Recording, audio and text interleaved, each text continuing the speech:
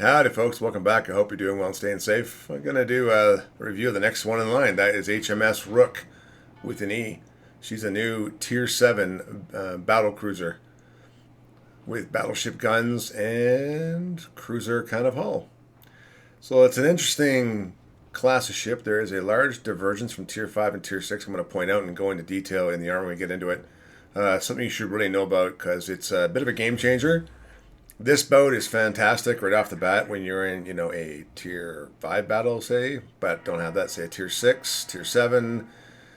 Tier 8's okay. Getting into Tier 9 with some of the bigger ships like Musashi and other ships, it can be a bit hard, but she was only a paper ship. I think she was the I can't remember what it was, but 1920s. They never actually did build all 5 or 6 of these. The project was canceled.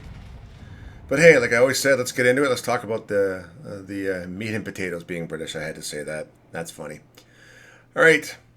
First off, the War Department, or the Art Department, I call it the War Department. Sorry, I did a great job. I love this. But let's get in the armor lane. I want to go right off the bat. This is 16 mil, which means 229 millimeter shells can penetrate it. Upper deck 26 as well. Now, if we go down a bit lower here, move my mouse, all right, back to 16. I don't have my mouse there, sorry. All 26, there's that bar, it's 305. That's at the waterline, that's to protect your citadel. But this 16 mil is the problem. Let me show you. Your citadel is only 26 millimeters, which means 372s.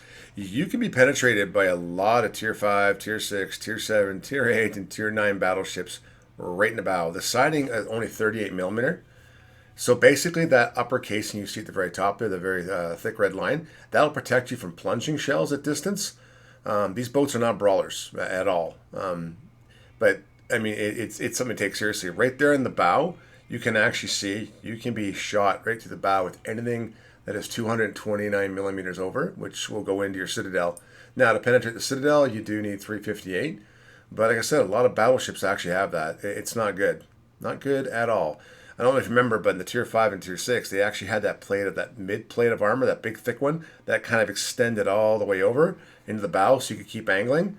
You could angle on this boat and still probably get hit. And here's one of the worst parts. You're trying to kite away. There's nothing in the stern. And I mean nothing. It's 16 mil. Let me just drop this out here. Sorry, I got to figure which one it is. My bad. There we go. Okay. So even from the stern, you can get shot from the butt. And it doesn't matter if you angle. If someone's guns, like I said, 372 and better can overpen you, they're going to citadel you. Now, I did do this test with my friend in the Musashi, and it hurt.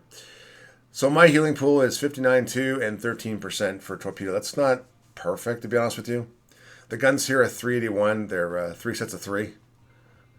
So I would just get to the front here. They're not bad. They've got a good distance of 18.2. I've got my turning radius down to 21.7. You need grease the gears and everything else in equipment because these guns turn so slow. The reload is 31 seconds, but my HEs can overpen 64 millimeters, and there's a 34% fire chance. They are typical British battleships that way. You shoot, you start a fire when you hit. But turning the turret traverse, there you go, say that 3 times fast, is abysmal. If you have the speed boost on and you're in a turn and you don't take these, the guns will not keep up. You will not be able to shoot, and it's frustrating. Again, I don't make these a secondary build because it is what it is. 5.9 means I'm going to see most destroyers and engage on secondaries. They're not secondary builds for me. Torpedoes, basically 2 launchers per side, 1 torpedo. They're 8 kilometers, 61 knots. They're just defensive torpedoes. I'll get into airstrike and AA defense a bit later, like I always do. Maneuverability, important to go. Speed flag, 33.5, great. The turning radius is terrible. It's almost a kilometer, and the 14.9, basically 15-second rudder shift, is terrible. You get in a turnless boat, it takes forever, especially if you're trying to kite away or start kiting away. Now, best thing about that, detectability with all the captain skills, 11.7, 13.7 in smoke. Sorry, 13.7 if you're on fire for detectability. That's not bad at all. So let's go into equipment. As always, I take main armament. You guys know that. My second slot, I took the actual engine boost modification. Here comes the first one for the turret. I took the turret traverse. You need this desperately. These turrets are dead slow. I've seen other ships turn slower, but hey, that's like the Russian line. I always take damage control for battleships because you're always going to be on fire. And HE's bad. Regular hull, 52.6, not good. You take the bigger one, you get 59.2, plus you get more AA mounts, which helps out overall. So that's important. Now, first mod, it's 16.5, which is like a tier 5 battleship. It's terrible for range, and then this one puts you up to 18.2, so I took the modifications. Here are my flags, pretty standard for me in a British battleship. I got repair party.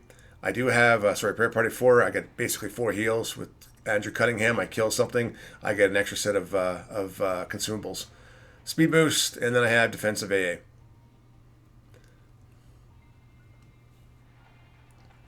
Let's look at economic bonus here quickly. I am still working on this. I'm probably going to have another video on this in a month or so of best way. I'm actually speccing these out for most ships individually based on what I want and how well I play in them and how much kind of points I get on them when I average out. So I'm doing some average looking right now to see what's relevant. But I'll make another video on that and show what I'm doing. Let's get rid of that. Go into Andrew Cunningham.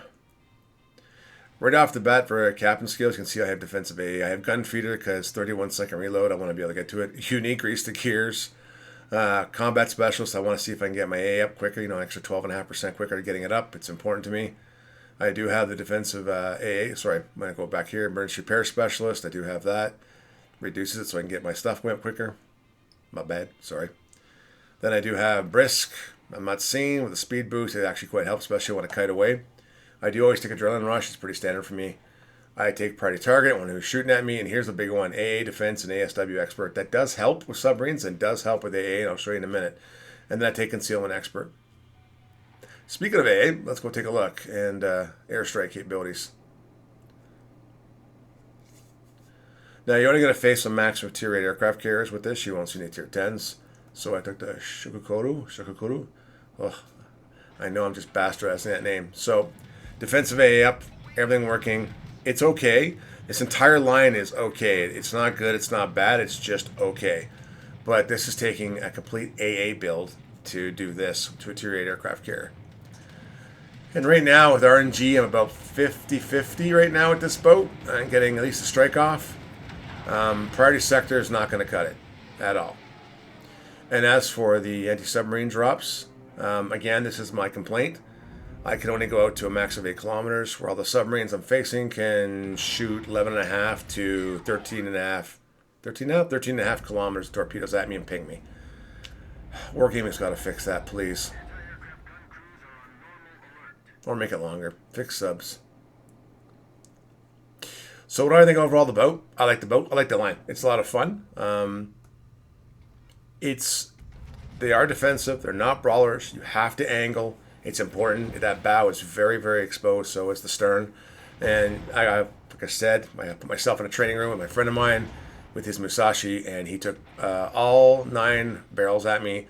2 went in through the bow and citadel me, and I went from 59.2 down to about 8 or 9,000. I was 9,000 left in one shot. My game would be over at that point. So be very careful about it. You might want to take this, if you get this boat, take it in the training room, play up against some bots and try to figure out how to angle it better, what best works for you. But overall, I like the line so far. The rest aren't released yet, so I'll get to tier 8, 9, and 10 a bit later. But the line's fun. The ships are fun. I like the battle cruisers in general. I've always liked them. Yeah. I knew this Nicholas, we were doing Nari here. He was going to hit me, so tort me rather, so I decided to ram him. Yeah, worth it. Like I said, I do like the line. I like the way it's built. I think they're fun. They can be a lot of fun. They're good standoffish boats if you want from a bit of distance. Or probably best the mid-tier range. I'm going to say from maybe 8 or 9 kilometers out to about 13 kilometers. They're really good that way. Guns are very excellent, decent, and very accurate from my point of view. So overall, I'd give this one a solid pass. If I had to say at 5, probably a 4. There's no such thing as perfect anymore. Yeah, perfect only comes in submarines and Russian ships, maybe, for biased. Just kidding. Anyway, you guys let me know in the comments down below. Are you doing the new British cruiser line? Do you like the line? Do you hate it? What's your thoughts on it? Because I always like to hear about what people think about this in this video. I will try to do the tier 8, 9, and 10 when I can get those and unlocked and whatnot. So as always, take care, stay safe, leave a comment down below, and bye for now.